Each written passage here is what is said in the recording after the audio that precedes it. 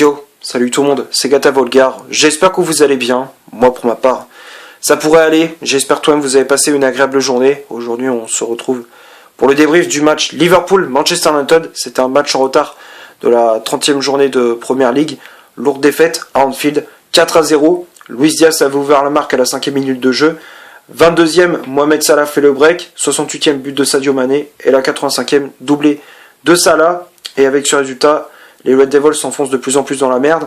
On est 6ème avec 54 points, 15 victoires, 9 matchs nuls et 9 défaites, 3 points de retard sur Arsenal 5ème et Tottenham 4ème. Alors mathématiquement, c'est encore possible d'arracher cette place dans le top 4, mais j'y crois pas du tout. Alors c'est vrai qu'il y avait on s'est relancé contre Norwich, mais c'est quand même le dernier de Première Ligue. Là, tu t'es pris 4 pions contre Liverpool. Contre Arsenal, qu'est-ce que ça va donner? C'est ce que je me demande. Hein. Contre Arsenal, ça va donner quoi? 5-0 à la mi-temps, à la fin, ça va être quoi? 8 buts à 1. Ça va être quoi? Contre les Gunners, ça va donner quoi? Franchement, je me pose cette question. Après, pour parler du contenu de cette partie, en tant que supporter de Manchester, tu peux que constater les dégâts. La première période, on a été inexistant, on n'a pas tiré une seule fois au but. On est resté devant nos 16 mètres 50. On est resté devant notre surface de réparation. La défense, c'est une passoire. Tu te prends un but au bout de 5 minutes. C'est une catastrophe. Luis Diaz qui profite d'un bon centre de Mohamed Salah côté droit. Ça partait dans le camp de Liverpool. En deux passes, ils t'ont enrhumé. 1-0 pour les Reds. Ensuite, ça continue. Il déroule. But de Salah à la 22e. Encore une fois, sur un beau jeu collectif. Non, mais je suis obligé de dire, je suis objectif. C'est normal. Faut appeler un chat un chat. Ils ont très bien joué Liverpool. Et ça prouve qu'ils ont une équipe bien rodée. Et contrairement à nous, on a une équipe qui a ni queue ni tête cette saison. Tu vois sur le deuxième, ça arrivait en une touche de balle, les joueurs de Manchester ils savaient pas quoi faire.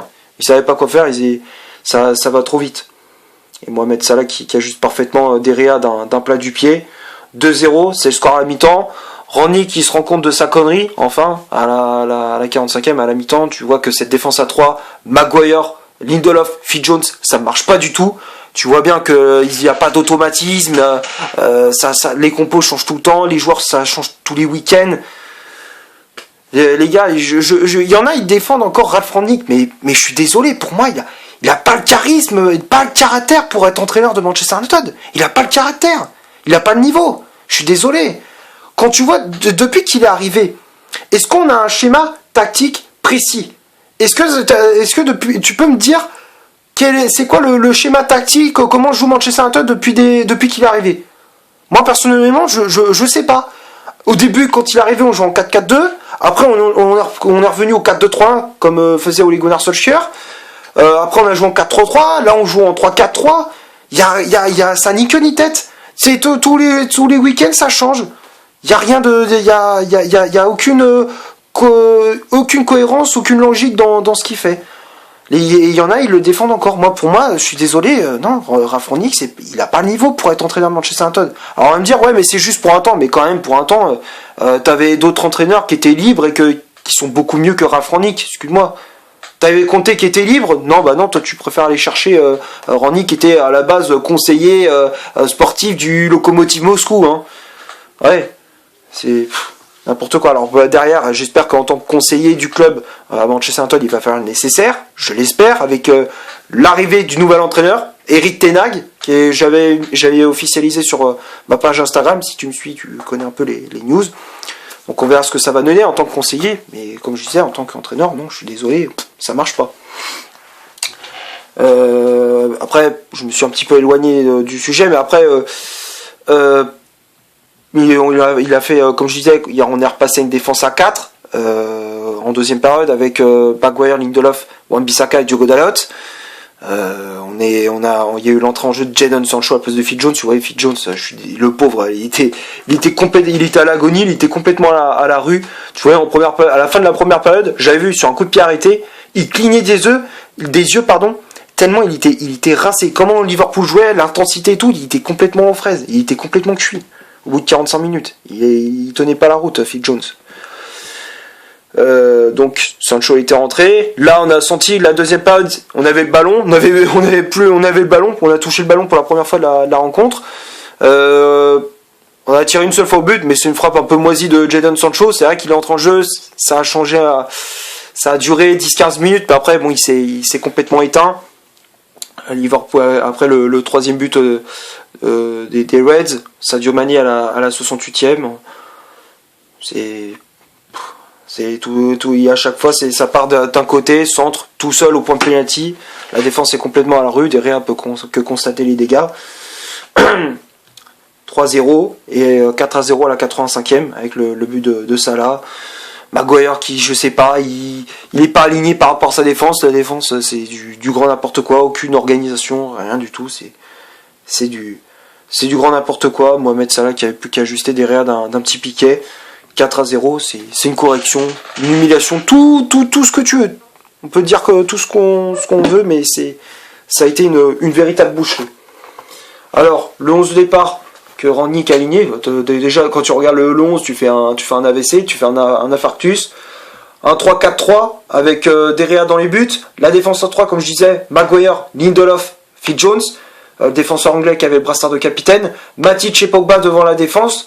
Pogba qui malheureusement était sorti sur blessure au bout de 10 minutes. Et je pense que c'est son dernier match parce que avec ce qui se passe en ce moment, les tensions qu'il y a entre lui et le club en interne.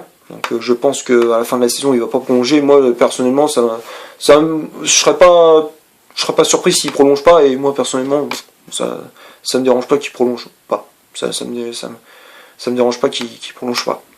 Après, les pistons, Wan-Bissaka à droite, Diogo Dalot à gauche, préfère Alex Telles sur le banc. Et le trio d'attaque, Rashford en pointe, Bruno Fernandes ailier droit, et Anthony Elanga ailier gauche. Rashford qui a remplacé Cristiano Ronaldo, qui était, on va pas dire forfait, il n'était pas blessé, mais en raison de problèmes personnels après ce qui s'est passé, le drame qu'il a eu. En tout cas, je voudrais souligner aussi le respect pour les supporters de Liverpool qui ont fait un tonnerre d'applaudissements pour le Portugais. Franchement, bravo les mecs, les supporters de Liverpool. Souvent on est en rivalité, mais dans ces moments-là, la rivalité, il faut la mettre de côté. Et franchement, vous avez fait preuve de fair play, donc franchement, bravo à vous. Et après les remplaçants, comme je disais, l'entrée en jeu de Jadon Sancho à la place de Phil Jones. Et on a vu l'entrée en jeu d'Animal Mejbri aussi, j'avais oublié de le dire, à la place d'Anthony Elanga. Comme je dis, composition d'équipe, ça ni queue ni tête. Tu t'alignes une défense à 3, Maguire, Lindelof, Phil Jones. Alors Phil Jones, ça fait des mois qu'il n'a pas joué. La dernière fois qu'on l'avait vu jouer, c'était en club contre Middlesbrough. C'était il y a 2 mois environ. 2 mois, 3 mois. Tu le mets comme ça du jour au lendemain. Non, je suis désolé, ça peut pas marcher. Ça peut pas marcher. Et après, tu mets Fernandes sur un côté. On sait très bien, il y a tout le monde qui sait qu'il faut pas mettre Fernandes sur un côté. Faut pas mettre sur un côté. Il est pas bon au poste d'ailier.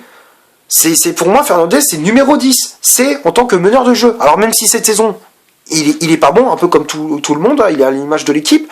Mais pour moi, c'est son poste, c'est numéro 10, c'est meneur de jeu. C'est là où il est meilleur.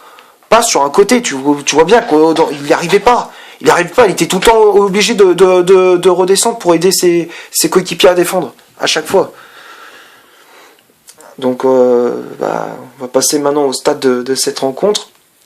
On va commencer par Liverpool, 72% de possession de balle, 9 corners, 11 tirs au total dont 5 cadrés, 3 hors-jeux signalés du côté de United, 28% de possession de balle, 2 corners, 1 tir, dont une frappe, le seul tir cadré du match, la frappe de Jadon Sancho, 2 hors-jeux signalés. Ça prouve bien que ça a été une attaque-défense tout le long du match. Liverpool on voit qu'il a une équipe bien rodée, ça c'est bien huilé. Non, c'est clair que nous, contrairement à nous, c'est de la rigolade pour eux, c'est de la petite bière comme on dit. Hein.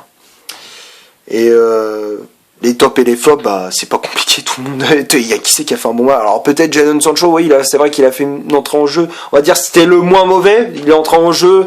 C'est vrai qu'il a essayé de dynamiser cette attaque mancunienne, mais c'est pas suffisant, quoi. C'est pas assez. Donc pour moi, personne n'a été bon dans cette rencontre, quoi. On va s'arrêter là. J'espère que ce débrief vous a plu. Si c'est le cas, vous laissez un énorme like. Tu cliques ici pour t'abonner. Tu cliques ici pour voir une autre vidéo si tu souhaites. N'hésite pas à faire un petit tour sur mon compte Instagram. Le lien est dans la description. Tu verras mon avis sur l'arrivée d'Erik ten Hag. Et d'ici là, portez-vous bien. On se retrouve pour un prochain débrief. Ciao.